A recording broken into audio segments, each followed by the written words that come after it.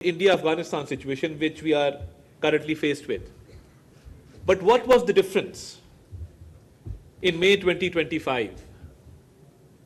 Pakistan has always been falsely accused of promoting terrorism, where in fact, I always say that Pakistan is the biggest victim of terrorism. No other country can claim that it has laid down 90,000 lives in the war against terrorism. No other country can claim that they have suffered losses of hundreds of billions of dollars in terms of economic losses. And we're a nation where not only officers of our armed forces, jawans of our armed forces, law enforcement agencies, civilians, but our children have given sacrifices. You've seen the APS Peshawar attack. You've seen the attack recently on a school bus in Khuzdar in Balochistan. No other nation can claim that their children have also laid down their lives in this war against terrorism. So what was the difference? As rightly pointed out, before the May 2025 war and right after the war, it was great diplomatic efforts, reaching out to friendly countries and clearly explaining the situation that we are faced with. And it takes skillful diplomacy, and it takes a lot of courage and effort to get the message across. So I think those diplomatic efforts must really be acknowledged.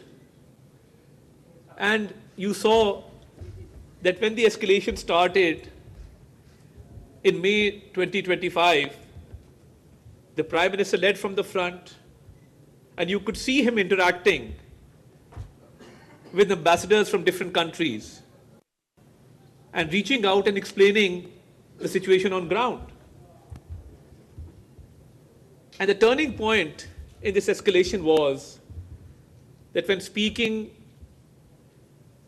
at PMA Kakul, the Prime Minister offered an impartial investigation into the Pahalgam incident. Now, this offer to investigate the Pahalgam incident was not a mere statement.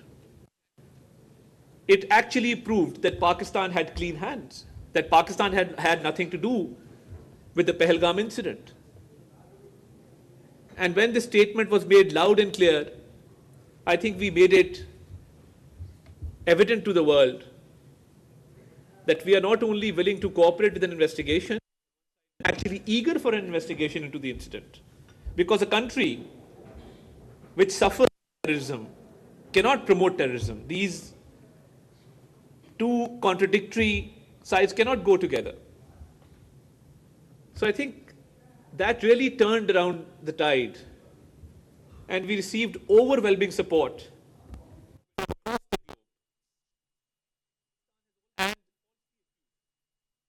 friendly countries not only supported Pakistan, but they clearly stated that since Pakistan has offered an investigation, there is no more room for further escalation. But India had nefarious designs as always.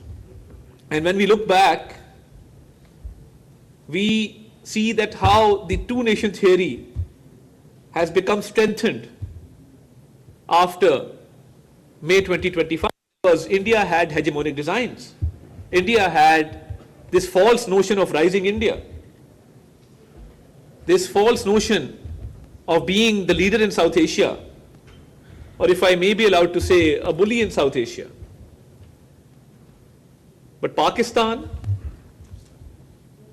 as always, proved to be a balancing factor in this region, a neutralizing factor in the region, because a war which we never desired was imposed upon us. And when that war was imposed upon us, we've hardly seen this kind of synergy and cohesion. The whole nation came together behind our valiant armed forces.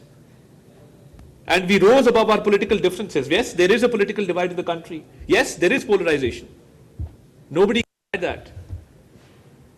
But when we were faced with an enemy who wanted to prove its military dominance in the region, We came together as a nation, and the nation, united as one, gave a befitting response to the enemy. And the armed forces led by Field Marshal Sayyid Asim Munir defeated an enemy 4 times as big as Pakistan. And India suffered a humiliating defeat, which they are still not able to digest. Just a few days ago, I did a press conference in which we revealed that they're still trying to hatch certain conspiracies. And a fisherman from the high seas was caught by the Indian Coast Guard and was tasked with a certain assignment to procure certain uniforms so that they could pin an incident on Pakistan, another false flag operation, which we highlighted just a few days back.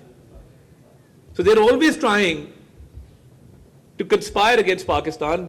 Our military response was befitting, that within a few hours, they were compelled to a ceasefire and they requested for a ceasefire.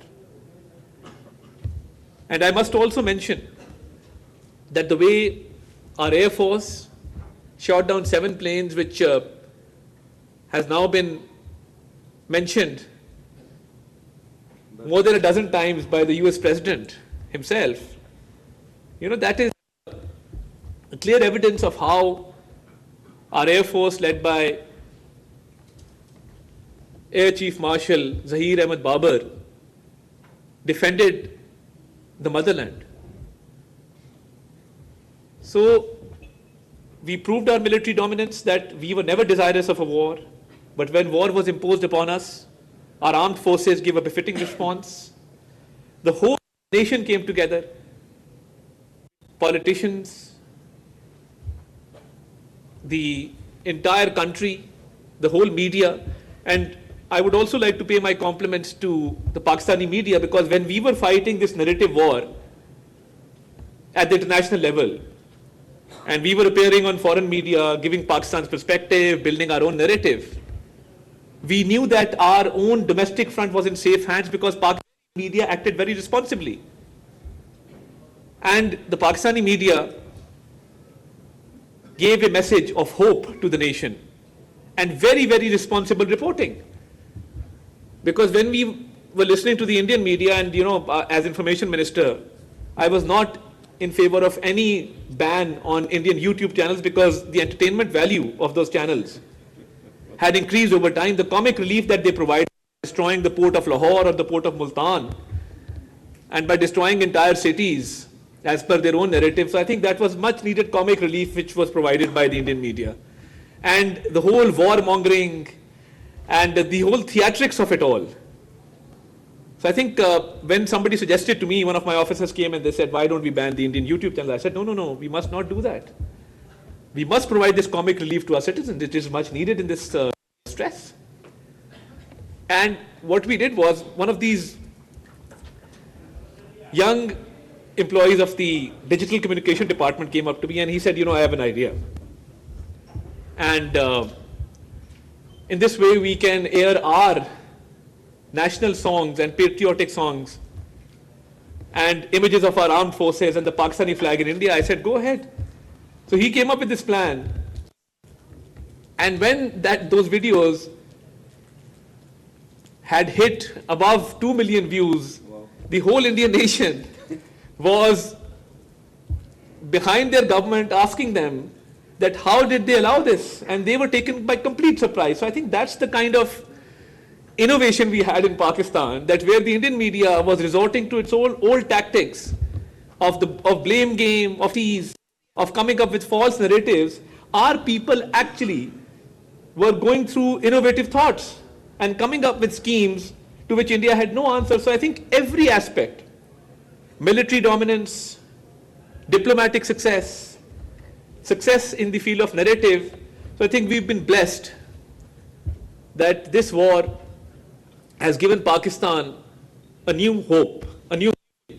And I've been to more than a dozen countries post this war and accompanied the Prime Minister I can tell you for sure that the respect that we've received and the way that we've been honored everywhere, I think we as Pakistanis are extremely proud. And